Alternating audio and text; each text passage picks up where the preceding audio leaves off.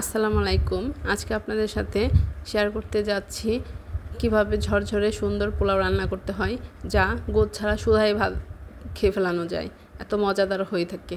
প্রথমে হাঁড়িতে দিয়ে দিয়েছি তেল, তার সাথে একটু ঘি, সয়াবিন তেল, আর তার সাথে দিয়ে দিয়েছি পেঁয়াজগুলি ভেজে নিচ্ছি।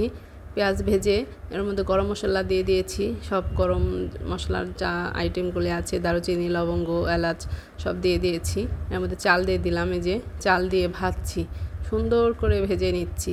এর মধ্যে আদা রসুন বাটা দিয়ে দিয়েছি, আদা রসুন বাটা দিয়ে ভালো করে নেড়ে চেড়ে ভেজে নিচ্ছি। এই ভাজাটা, চালটা যত সুন্দর ভাজা হবে দেখবেন ভাজতে ভাজতে একটা আলাদা রকমের সুন্দর সুঘ্রাণ বেরোয় পোলাও রান্নার।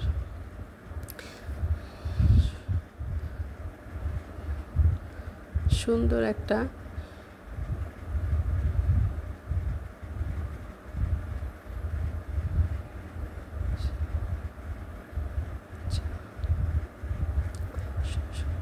একটা সুঘ্রাণ বেরোয় চাল দিয়ে নাড়াচাড়া করতে, ভাজতে ভাজতে সুন্দর সুঘ্রাণ বেরোয় যাবে। এদিকে চাল দিয়ে নাড়াচাড়া করছি। চাল আগের থেকেই ধুয়ে পানি ফেলে পানি ঝরতে দিয়ে দিয়েছিলাম, যাতে পানিটা গায়ে না থাকে। এখন চালগুলি দিয়ে নাড়ছে, যে দেখতে পাচ্ছেন সুন্দর করে নাড়াচাড়া করছি।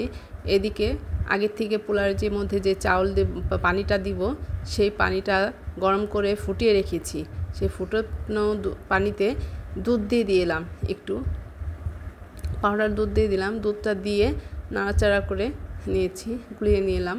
সেই মোট পানিতে গুলাই নিয়েছি, কারণ অল্প পানিতে দিলেও যা, মোট পানিতে দিলেও সে একই জিনিস, একই রেজাল্ট হবে। তাই মোট পানিটাতেই এই দিয়ে দিয়েছি। এখন চাউলটা আমার ভাজা হয়ে গেছে এদিকে। এখন এই যে দিয়ে দিচ্ছি, এই যে পানিটা দিয়ে দিলাম। যতটুকু চাল, আমি 5 পট চাল রান্না করেছি, 10 পট পানি দিয়েছি আজকে। এই দুধটা দিলে পোলাওটার এত সুন্দর ঘ্রাণ আসে। আর দুধের আলাদা একটা হলো যে দুধে কখনো হয় না, দুধ দিলে কখনো পোলাওটা যদি একটু পানি কখনো বেশি হয়ে যায়, পোলাওটা কখনো একবারে নরম হয়ে যাবে না। পোলাওটাতে সুন্দর থাকে। পোলাও দিয়ে দিয়েছি এদিকে যে পাশে পোলাও ফুটতে থাকবে, পাশের এই কড়াই দিয়ে দিয়েছি। কড়াইতে এখন রান্না করব গোস রান্নার রেসিপিটা দেখাবো। পাশে একই সাথে পোলাও গোস দুইটা রান্না করছি। এই যে গোস রান্নার জন্য দিয়ে দিয়েছি দিয়ে দিয়েছি তেলের মধ্যে পেঁয়াজ দিয়ে দিলাম, পেঁয়াজ দিয়ে দিয়েছি। এখন পেঁয়াজের মধ্যে যতটুকু পেঁয়াজ আমার প্রয়োজন, গোস পরিমাণ অনুযায়ী পেঁয়াজটা দিয়ে দিচ্ছি। এখন আদা রসুন বাটা দিয়ে দিচ্ছি একসাথে। আমি আজকে গোসটা কষিয়ে রান্না করব না, আমি আজকে মাখিয়ে রান্না করব গোসটা। এই জন্য আদা রসুন বাটা দিলাম, পেঁয়াজ, আদা রসুন বাটা, এই যে মরিচের গুঁড়া, হলুদের গুঁড়া,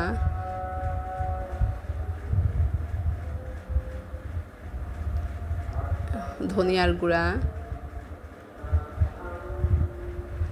এই যে জিরার গুঁড়া দিয়ে দিলাম। এখন সব কিছুর মধ্যে এই যে গোসটা দিয়ে দিচ্ছি, এখন তেল সব কিছু দিয়ে দিয়েছি। এখন এটাকে সব গোসটুকে, যে গোসটা দেখতে পাচ্ছেন, আমার পরিমাণ অনুযায়ী সবটা বুঝে দিতে হবে। আমার গোসটা যতটুকু থাকবে সেই পরিমাণে আমার পেঁয়াজ, রসুন, আদা বাটা, জিরা বাটা, হলুদ বাটা, সবটা জিনিসই আমার সেই গোসের পরিমাণ অনুযায়ী দিতে হবে। এখানে আমার যে যতটুকু নিবে সে পরিমাণটাই আসল। পরিমাণটা যদি সুন্দর হয় তাহলে রান্নাটাও সুন্দর হবে। সবসময়কার জন্যই কেউ দেখা যাবে যে 2 কেজি গোস নিয়েছে, তার পরিমাণ চাইতে কম হলুদ নিয়েছে, ধনিয়ার গুঁড়া, জিরার গুঁড়া নিয়েছে, সেটা সুস্বাদু হবে না। প্রত্যেকটা জিনিসের যতটুকু আইটেম, যতটুকু পরিমাণ, ঠিক ততটা অনুযায়ী দিতে হবে, সবটা লেবেল করে। তা আমি দিয়ে দিয়েছি আজকে এই পর্যায়ে। এদিকে নাড়তে চাড়তে থাকছি, সব কিছু মশলাগুলি মিশিয়ে নিচ্ছি। বললাম আজকে মাখিয়ে রান্না করব, কষিয়ে না। এই পর্যায়ে মাখিয়ে নিচ্ছি, লবণ দিয়ে দিয়েছি, সবটা জিনিস দিয়ে মাখিয়ে নিচ্ছি। এই যে দেখতে পাচ্ছেন সুন্দর করে মাখাচ্ছি।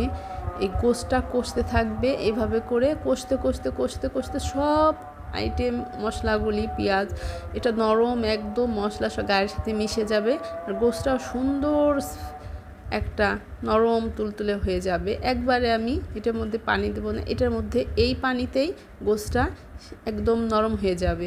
এই যে আস্তে আস্তে যে গরম মশলাগুলি দিয়ে দিচ্ছি এখন। আর এদিকে দেখেন, এদিকে এই যে আমি পোলাওটা হয়ে গিয়েছে, পোলাওটা সুন্দর করেছি, পোলাওটা ঝরঝরে হয়ে গেছে, আর এই যে গোশটাও হয়ে গিয়েছে।